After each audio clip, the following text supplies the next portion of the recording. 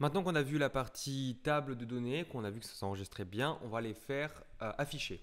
Alors très simplement, pour ça, sur Bubble, vous connaissez le principe, vous utilisez ce qu'on appelle un repeating group qui va permettre, donc c'est ce qu'on appelle la famille des containers, qui va permettre de contenir de la donnée.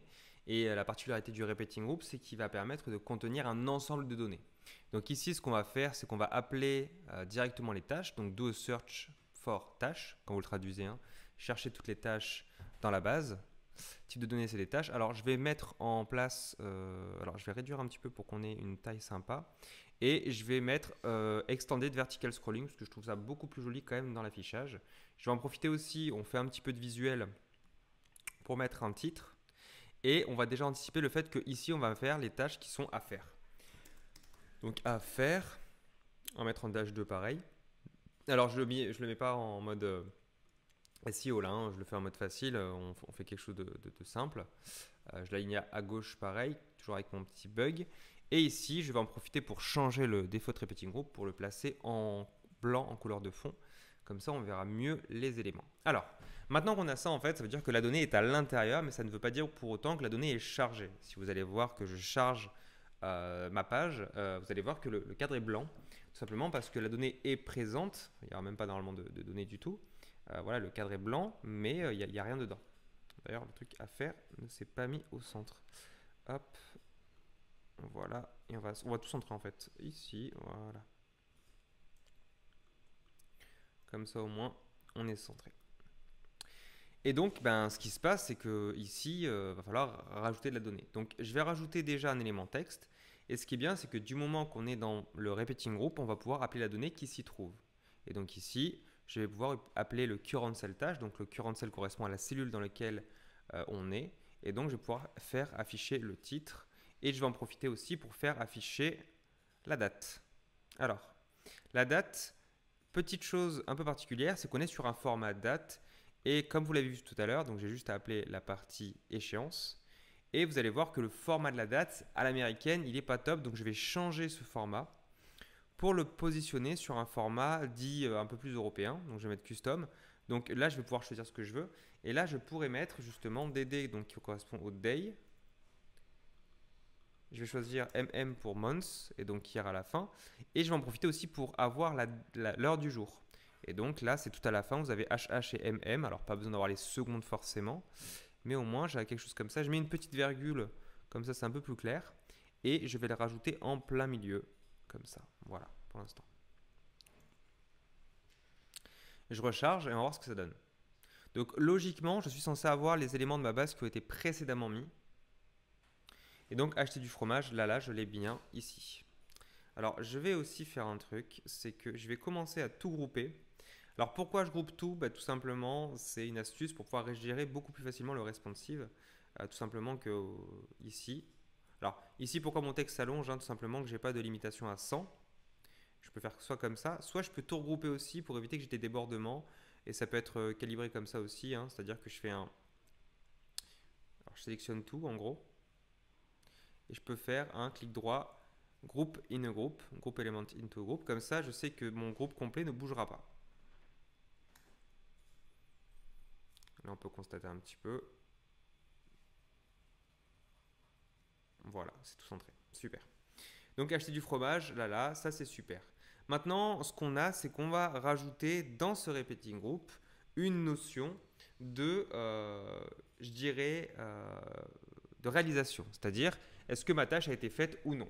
Alors pour ça, je peux rajouter ce qu'on appelle une checkbox que je vais caler ici. Alors je l'écarte bien parce que dans la checkbox, la checkbox vient avec son bouton. Et la checkbox, je vais rajouter valider. Voilà, valider, réaliser. Franchement, vous choisissez ce que vous voulez. Ici, je vais en profiter pour ajouter un preset dynamique, c'est-à-dire que l'élément va se compléter sur ma base de données pour demander à la base, oui, alors la tâche en cours, est-ce qu'elle est réalisée? Oui, non. Et afficher le bon élément.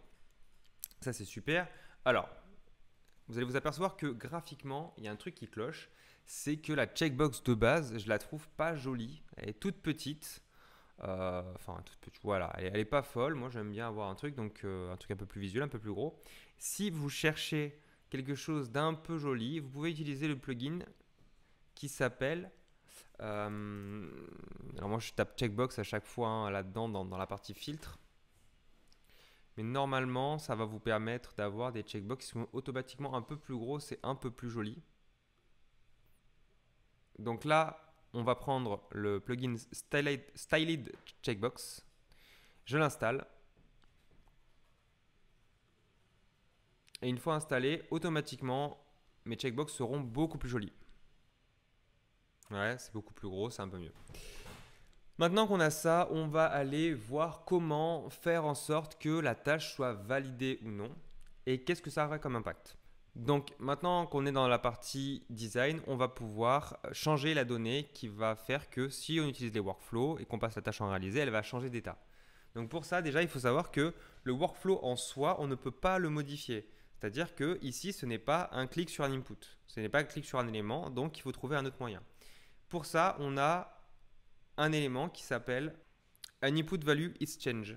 Donc en fait, en faisant ça, on va pouvoir accéder à la valeur de la checkbox. Et donc, dans ces cas-là, vous voyez, on va pouvoir sélectionner la checkbox et on va pouvoir changer cette checkbox. On va faire un make change to thing. Et ici, on va pouvoir modifier ça en current cell tâche. Donc, on change la valeur du champ en question. Donc, la valeur du champ, on va pouvoir le prendre le champ réalisé. Et là, on va dire soit oui, soit non. Et c'est ça le problème. Donc, maintenant, ce qu'on va dire, c'est qu'effectivement, on va pouvoir associer l'élément yes or no en fonction de la valeur. C'est-à-dire que si ma valeur est oui, elle va passer en non. Si ma valeur est non, elle va passer en oui. Donc ici, yes. Donc si ma checkbox, donc la current cell tâche réalisée est non, à ce moment-là, devient oui. Dans ces cas-là, je vous conseille de le passer en vert.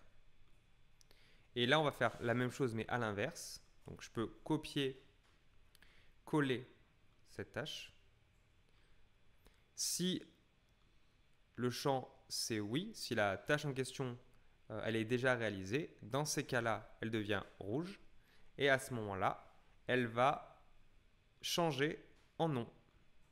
Et là, tout de suite, on va se retrouver dans un fonctionnement où les éléments vont être enregistrés et on va l'utiliser ensuite pour faire disparaître cette tâche en question. Donc là, ici, je vais rafraîchir la page.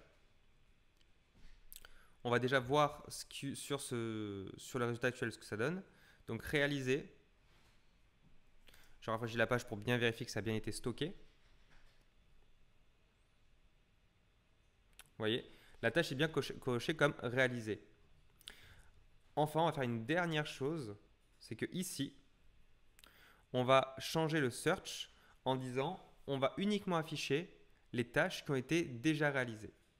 Donc si je mets dans la recherche, donc chercher les tâches, ici je vais changer en égal réalisé is no. Et donc ça va me permettre directement